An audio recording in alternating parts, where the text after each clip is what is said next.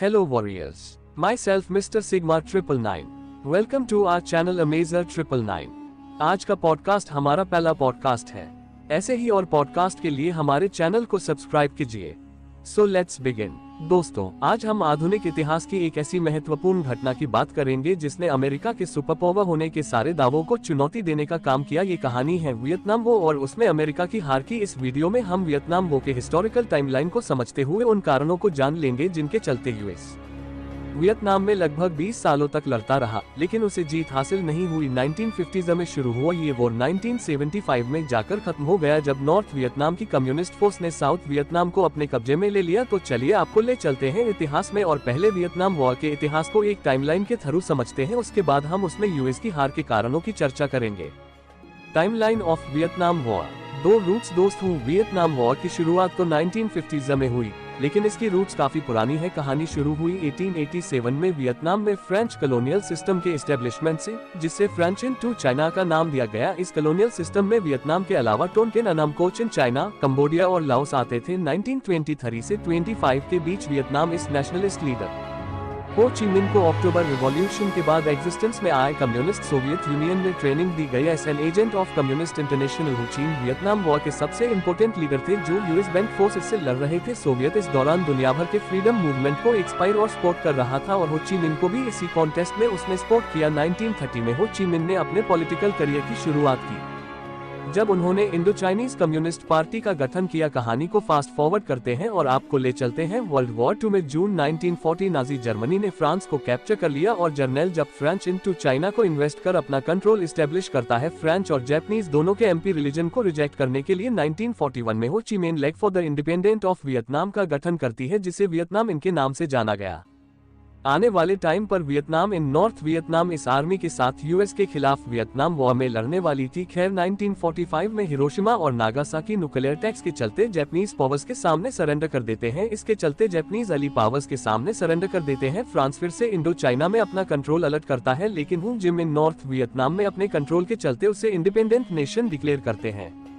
US इन tag award करने के लिए उन्होंने अपना declaration of independence American declaration की तरह फ्रेम किया था, लेकिन ये फ्यूटाइल साबित हुआ। 1946 में हो ची मिन ने फ्रांस के अगेंस्ट गुरिल्ला वॉरफेयर लॉन्च किया और 1947 में यूएस प्रेसिडेंट ट्रूमैन ने फ्रेंच वियतनाम के प्रति अपना सपोर्ट जाहिर किया। कुछ सालों बाद 1949 में यूनियन अपना फर्स्ट टेस्ट करता है और Mao Zedong led communist China की स्थापना होती है। इन इवेंट्स ने इंटरनेशनल पॉलिटिक्स की शक्ल और सूरत बदलकर रख दी। कोल्ड वॉर की शुरुआत हो चुकी थी और उसमें यूएसआर फैक्शन अब एक पावरफुल एंटी यूएस राइवल की तरह इमर्ज होने लगा, जिसके सपोर्ट में इनके साथ था। 1950 में चाइना और सोवियत ने फॉर्मली नॉर्थ वियतनाम को रिकॉग्नाइज कर हो ची मिन को इकोनॉमिक और मिलिट्री एड देना शुरू किया। उधर यूएस भी फ्रेंच को मिलिट्री और इकोनॉमिक असिस्टेंस देना शुरू करता है। French downfall and the beginning of war. 1954 में कॉन्फ्लिक्ट मैसिवली राइज हुआ और Dien Bien Phu में ह्यूमिलिएटिंग डिफीट के बाद फ्रेंच रूल का अंत हुआ। यूएस प्रेसिडेंट आइजनहावर ने डोमिनो इफेक्ट थ्योरी को प्रोपेगेट कर कहा कि फ्रेंच डाउनफॉल पूरे साउथ ईस्ट एशिया में डोमिनो इफेक्ट क्रिएट कर कम्युनिज्म को एक्सपेंड करेगा जो यूएस इंटरेस्ट के खिलाफ होगा। ये थियरी अगले एक दशक तक यूएस फॉरेन पॉलिसी की गाइडिंग प्रिंसिपल बनी। फिर 1954 में ही जिनीवा को डसने नॉर्थ और साउथ वियतनाम को सेपरेट एंटिटीज की तरह रिकॉग्नाइज किया। इन कोर्स में इलेक्शन कर वियतनाम को यूनाइट करने की बात थी, लेकिन इलेक्शंस कभी हुए ही नहीं। 1960 में साउथ वियतनाम में नेशनल लिबरेशन फ्रंट नाम के इंसर्जेंट ग्रुप का फॉर्मेशन हुआ, जिसके चलते यूएस प्रेसिडेंट केनेडी ने साउथ वियतनाम में आर्म सपोर्ट को एक्सपेंड किया, लेकिन यूएस अभी तक ऑन ग्राउंड वियतनाम वॉर में शामिल नहीं हुआ था। 1962 में अमेरिका ने एक highly controversial operation ranch hand के तहत एजेंट ऑरेंज केमिकल वेपन को साउथ वियतनाम के फील्ड्स और रूरल एरियाज में स्प्रेड किया। ये नॉर्थ वियतनाम में वेजिटेशन को खत्म कर गुरिल्लास की चुभने की कैपेसिटी इसको कम करने के लिए था, लेकिन इसकी इम्पैक्ट काफी डेंजरस थे और कई लोकल्स और सोल्जर्स आज भी इसके साइड इफेक्ट झेल रहे हैं। इसी दौरान 1955 में पावर में आए कैथोलिक नेशनलिस्ट गो दिन डीएम के प्रति साउथ वियतनाम में सपोर्ट कम होने लगा। उनकी प्रेसिडेंशियल पैलेस में बम अटैक भी हुआ। ये डीएम के कैथोलिक माइनॉरिटी की तरफ एक्सट्रीम फेवरेटिज्म के चलते हुआ, जिससे वहां के बुद्धिस्ट नाराज थे। 1963 में डीएम ने बुद्धिस्ट प्रोटेस्टर्स पर ओपन फायर करवाया, जिसने बुद्धिस्ट क्राइसिस को जन्म दिया। यूएस ने भी रियलाइज किया कि डीएम के सपोर्ट से उसका इंटरेस्ट फुलफिल नहीं होगा। इसलिए उसने डीएम के अगेंस्ट मिलिट्री को के थ्रू उसे ओवरथ्रो करवा दिया। 1963 से 1965 तक साउथ वियतनाम में 12 गवर्नेंस बदली गई और ये पॉलिटिकल स्टेबिलिटी भी यूएस लॉस का कारण बनी। US soldiers enter into Vietnam. 1963 में यूएसए के प्रेसिडेंट केनेडी का असैसिनेशन हो गया और लिंडन जॉनसन नई प्रेसिडेंट बने। 1964 में यूएस ने नॉर्थ वियतनाम, इस पर गल्फ ऑफ टोनकिन में यूएस में डॉक्स डिस्ट्रॉयर शिप पर अटैक का आरोप लगाया। इसके बाद यूएस कांग्रेस ने Gulf of Tonkin resolution pass कर यूएस प्रेसिडेंट को पावर्स दी कि वो कोई भी नेसेसरी मेजर्स ले सकते हैं including on ground arm force in Vietnam. March 1965 में finally US marine first combat troops की तरह वियतनाम वॉर में इंटर करते हैं और 1969 तक वियतनाम में 5 लाख से ज्यादा यूएस फोर्स स्टेशन थी।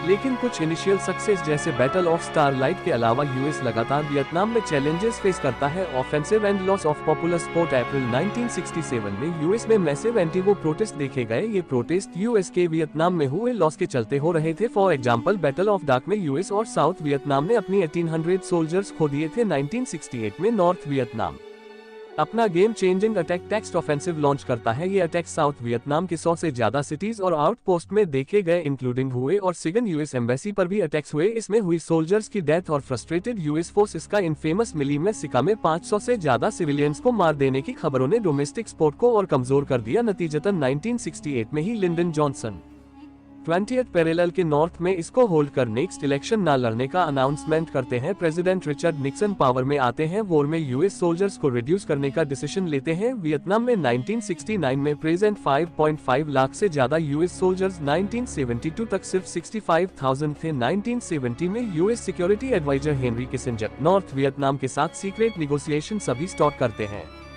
और US Congress Gulf of Tonkin resolution को रिपीट कर देती है। Pentagon papers and US exit official level पर तो निक्सन वियतनाम में इन्वॉल्वमेंट को कम करने का दावा करते रहे, लेकिन 1971 में न्यूयॉर्क टाइम्स द्वारा रिलीज्ड पेंटागन पेपर्स ने रिवील किया कि यूएस गवर्नमेंट सीक्रेटली वियतनाम में अपना इन्वॉल्वमेंट बढ़ा रही थी। मौके का फायदा उठाकर 1972 में north Vietnam massive offensive launch कर साउथ वियतनाम के कई टेररिस्ट को कैप्चर कर लेता है। रिस्पांस में Nixon administration operation linebacker launch कर हनोई और के बीच रफली 20,000 टर्म्स ऑफ बोल्स ड्रॉप करती है। ये रीजन काफी पॉपुलेटेड था और फिर से यूएस में पब्लिक रात का जन्म हुआ। नतीजतन जनवरी 27, 1973 में Nixon Paris peace accord sign कर वियतनाम में डायरेक्ट यूएस इन्वॉल्वमेंट को खत्म कर देते हैं। नॉर्थ सीज़फायर एक्सेप्ट करते हैं, लेकिन जैसे ही यूएस ट्रूप्स वियतनाम से विड्रॉ करते हैं वैसे ही नॉर्थ वियतनाम इस साउथ वियतनाम को ओवरटेक करने के प्लान्स में लग जाते हैं। The fall of Saigon. April 1975 में साउथ वियतनाम की कैपिटल साइगन को कम्युनिस्ट सीज कर लेते हैं। नॉर्थ और साउथ वियतनाम को जुलाई 1975 में यूनिट कर दिया गया और वियतनाम फॉर्मली एक socialist republic under hardline communist country की तरह इमर्ज हुआ। कुछ सोर्सेज के हिसाब से इस वॉर के अंत तक लगभग 58,000 अमेरिकन, 11 लाख नॉर्थ वियतनाम और 2.5 लाख साउथ वियतनामी सोल्जर्स और लगभग 20 लाख सिविलियंस मारे गए। तो ये था वियतनाम वॉर का इतिहास। आइए अब देखते हैं कि ये वॉर यूएस आखिर हारा क्यों। Why the US looks. सबसे मेजर कारण था साउथ वियतनाम में lack of enthusiasm in soldiers and people. Sport historian Kevin Boylan कहते हैं कि साउथ वियतनाम की इनएफिशिएंट और करप्ट गवर्नमेंट अपने सोल्जर्स और लोगों को वॉर के लिए ढंग से कन्विंस ही नहीं कर पाई। वहां कॉम्बिनेशन के खिलाफ लड़ाई हाफ हार्टेड तरीके से चली, वहीं दूसरी तरफ एंटी इंपीरियलिस्ट और नेशनलिस्ट सेंटिमेंट क्रिएट करने में कम्युनिस्ट सक्सेसफुल हुए। कम्युनिस्ट ने वियतनामी इसको कन्विंस किया कि उनकी पॉवर्टी और एम्पावरमेंट का कारण US supported corrupt south Vietnamese government है, इसलिए उनके खिलाफ लड़ना ही उनका मकसद होना चाहिए। साउथ वियतनामी सामी नॉर्थ वियतनाम इससे नंबर और वेपन्स दोनों में काफी ज्यादा पावरफुल थी। विदाउट यूएस सपोर्ट वो अगर कन्विक्शन से लड़ते तो शायद जीत जाते। यही वजह है कि वॉर के बाद लेफ्टिनेंट जनरल आर्थर स्कॉलर्स ने कहा कि चाहे यूएस जितना भी सपोर्ट देता, it was impossible for South Vietnam to survive. अगला कारण था वहाँ की फ्रेगमेंटेड पॉलिटिक्स। सदर्न वियतनाम में कम्युनिज्म को लेकर ऑपोजिशन काफी फ्रेगमेंटेड था और कम्युनिज्म के खिलाफ स्ट्रॉन्ग सेंटिमेंट्स रखने वाले लोग भी धीरे धीरे कम हो गए। वियतनाम का पॉपुलर सपोर्ट कम्युनिस्ट गुरिल्ला की तरफ शिफ्ट हुआ और सिविलियंस ने उन्हें अपने घरों में पनाह दी। यूएस के लिए सिविलियंस और गुरिल्ला इसमें डिफरेंशिएट करवाना कठिन हो गया। अगला कारण था यूएस की खुद की इंटरनल प्रॉब्लम्स और lack of complete commitment to fight. भले ही साउथ वियतनाम के कन्विक्शन स्ट्रॉन्ग नहीं थे, लेकिन अगर US enough material resources Vietnam war में यूज करता तो शायद वो जीत जाता है, लेकिन ये एक कॉस्टली था। वियतनाम में वॉर को फंड करने के लिए यूएस को अपने टैक्स को रेज करना पड़ता और इमरजेंसी फाइनेंशियल रिजर्व को यूज करना पड़ता है, पर यूएस ने ये नहीं किया क्योंकि प्रेसिडेंट जॉनसन अगर ऐसा करते तो वॉर सपोर्ट और उनकी गवर्नमेंट के प्रति सपोर्ट भी कम हो जाता है। अगला कारण था यूएसएसआर और चाइना का नॉर्थ वियतनाम में स्पोर्ट गुर इलाज के लिए खुद के दम पर रिसोर्सेस को मोबिलाइज कर पाना कठिन था। सिर्फ अपने दम और गुरिल्ला टैक्टिक से वो यूएस असॉल्ट को सस्टेन कर सकते थे, लेकिन वो जीतना मुश्किल था। इसलिए उनकी जीत में यूएसएसआर और चाइनीज स्पोर्ट एक क्रूशल फैक्टर बना। अगला कारण यूएस में डिओरेटिंग पब्लिक स्पोर्ट अगेंस्ट वॉर। हमने पहले ऐसे कई इवेंट्स की चर्चा की जिन्होंने यूएस में एंटी वार सेंटीमेंट को जन्म दिया। हजारों सोल्जर्स की डेथ नोट, वियतनाम का सक्सेसफुल टैटू ऑफेंसिव और पेंटागन पेपर्स जैसी इवेंट्स ने reducing sport for me contribute किया। 1960s में यूएस में मैसिव एंटी वो प्रोटेस्ट देखे गए और यूएस कांग्रेस ने भी वियतनाम वॉर को सपोर्ट करने वाले रिजोल्यूशन को वापस ले लिया। दोस्तों, वियतनाम में यूएस की हार को लेकर एक और थियरी है जिसका नाम है द लॉस्ट विक्ट्री थीसिस। इसके हिसाब से यूएस वियतनाम में जीत की कगार पर था, लेकिन वो सिर्फ डोमेस्टिक फैक्टर्स और नेगेटिव मीडिया रिपोर्टिंग के चलते हरा। इसका दावा है कि एक्सपर्ट का वॉर के वक्त ही यूएस वीकनेसेस का मीडिया के थ्रू प्रोपगेशन यूएस के लिए भारी पड़ा। इस नेगेटिव मीडिया रिपोर्टिंग ने नॉर्थ वियतनाम इसके कॉन्फिडेंस को बूस्ट किया और वो फिसली लड़ते रहे। वैसे ही लॉस्ट विक्ट्री थीसिस के प्रति हिस्टोरियंस में ज्यादा सपोर्ट नहीं है और इस बात पर कंसेंसस ज्यादा है कि वियतनाम वो यूएस के लिए शुरू से ही नविनेबल था। कई मिलिट्री स्ट्रेटेजिस्ट जैसे CIA officer Thomas and junior भी यूएस की इम्पॉसिबल जीत के आइडिया को सपोर्ट करते हैं। तो ये थी यूएस की वियतनाम वॉर में हार की कहानी। Share your